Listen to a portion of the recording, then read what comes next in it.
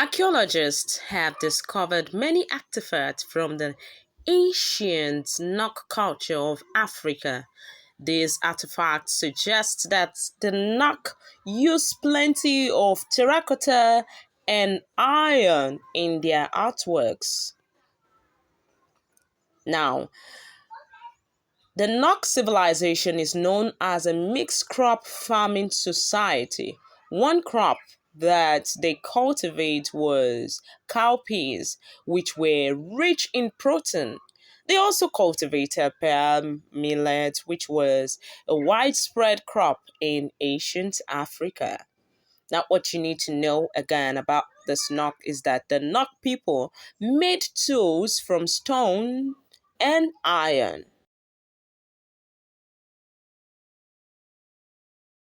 They also use axes to cut their things.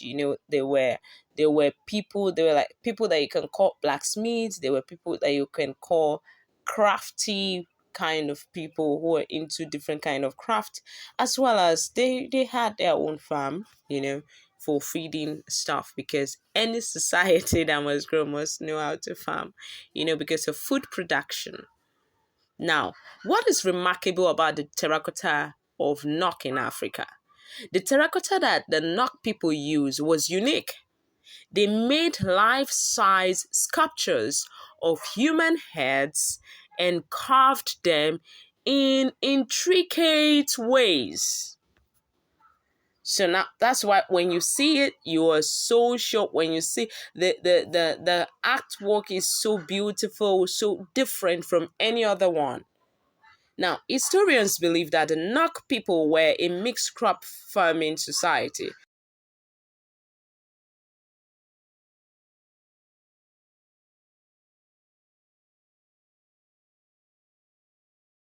So, who were the Nok?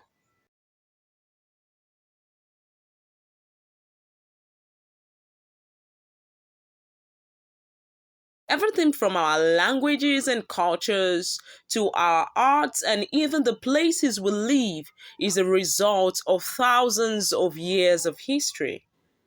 Modern cultures hold so much to cultures that came before them, and part of the job of archaeologists and historians is to understand that, for example, the people of modern Nigeria owe a lot to the cultures that first started forming major settled societies in the region thousands of years ago. One of these groups was the Nok, an ancient African culture who lived in what is now known as northern Nigeria from roughly 900 BC to 200 BC.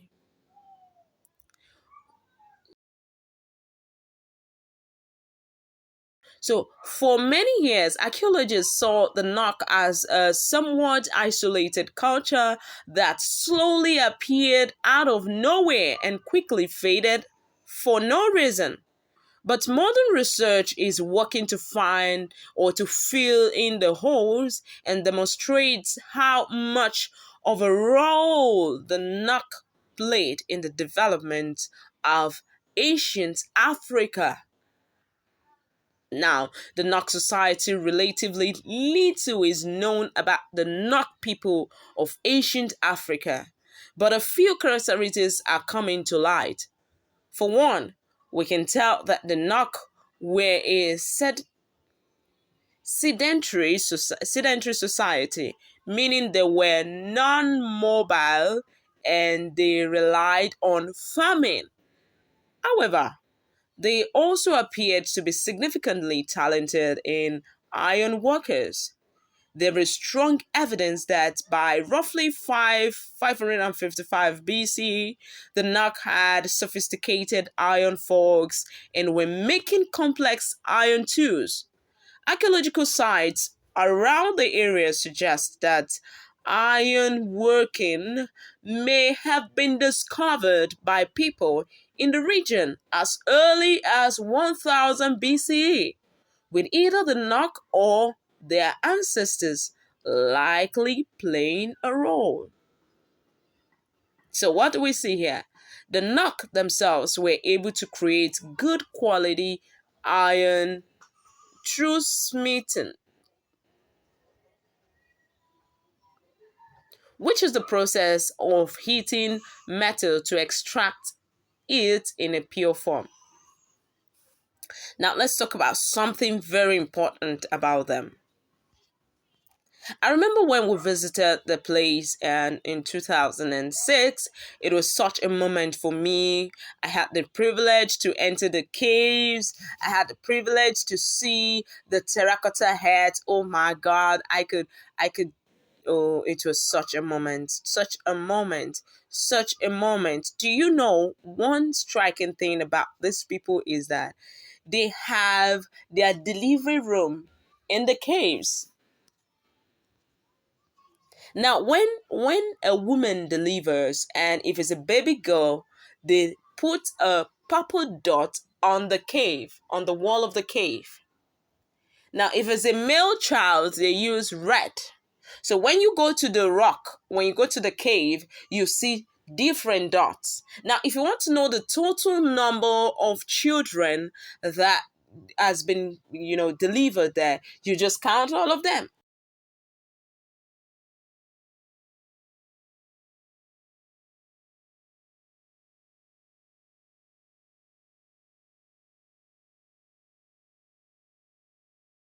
Now, one amazing thing is that this cave still exists.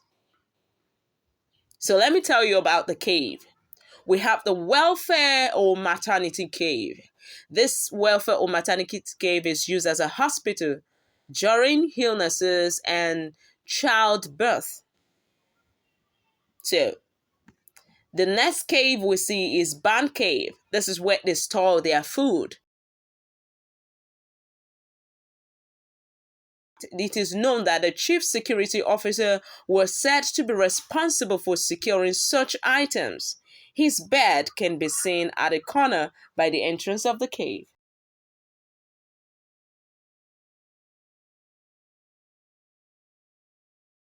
The third cave is the Rock Shelter Cave. This was used as the supreme court of the early inhabitants. Decisions were made there, and there is a judge. There is a judge. Now, this comes to the fact that we had some time ago we had a discussion between what is education. Can we streamline between formal education and education? Because sometimes we do confuse formal education with education, and education is simply acquiring knowledge in a particular field or in a particular thing. So you may not have to go through the formal setting to have the knowledge. It can be passed from generations to generations, like for instance the making of herbs for healing. An uncivilized person who has been taught by our ancestors can pass it on to the next generation. So, would you say the person is not educated? No, the person is educated, but was not just formally educated or educated in a formal setting. So, they have their own justice that were being served. Now, another cave that still exists is the open court. This was used as a shrine where tradition practices such as reincarnation took place. Also, all these spirits were settled in the court. There are also monoliths in the court used for swearing during court sessions. Another cave that still exists is the hiding cave. Back in those days,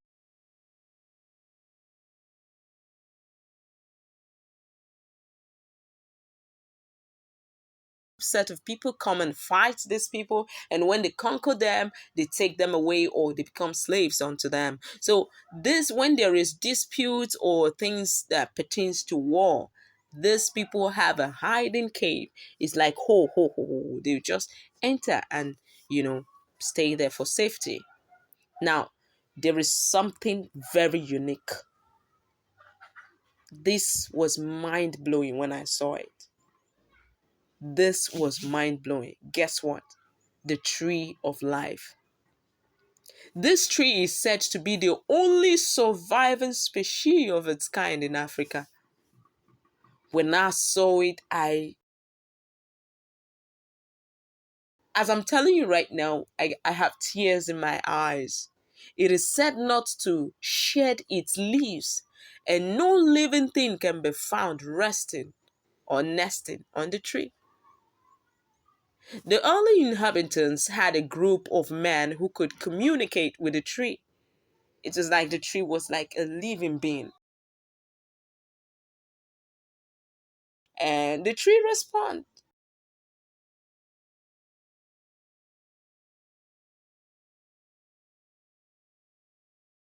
Anytime the tree needed attention, it will radiate light at night. Sounds interesting. The tree was able to foresee the future and relate to the group of men. And when women had issues getting pregnant, a portion was made for them from the roots of the tree to cure them. So, in the Nok culture, there was no barren woman because of the presence of this tree.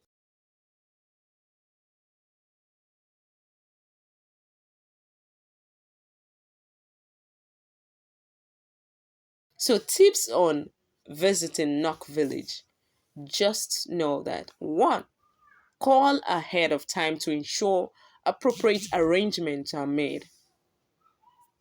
And the second thing, if you want to visit the caves on top of the mountains, you have to spend the night at the Nok village because the hike to the top of the mountain starts early in the morning by 7 a.m. Oh, my dear, it's such an interesting journey. Just get yourself ready. You can just get a little bottle of water and get your sneakers, dress smartly because there were times you will be tired. But for the fact of what you're going to see, you keep moving. Now, there are 6 chalets in the compounds which can sleep 6 people. However, if you have your camping gears, you can set them at the foot of the mountain. And in the in the compound of the museum, you have inflatable beds. The chalet can sleep 12 people. I tell you, visit Nok today.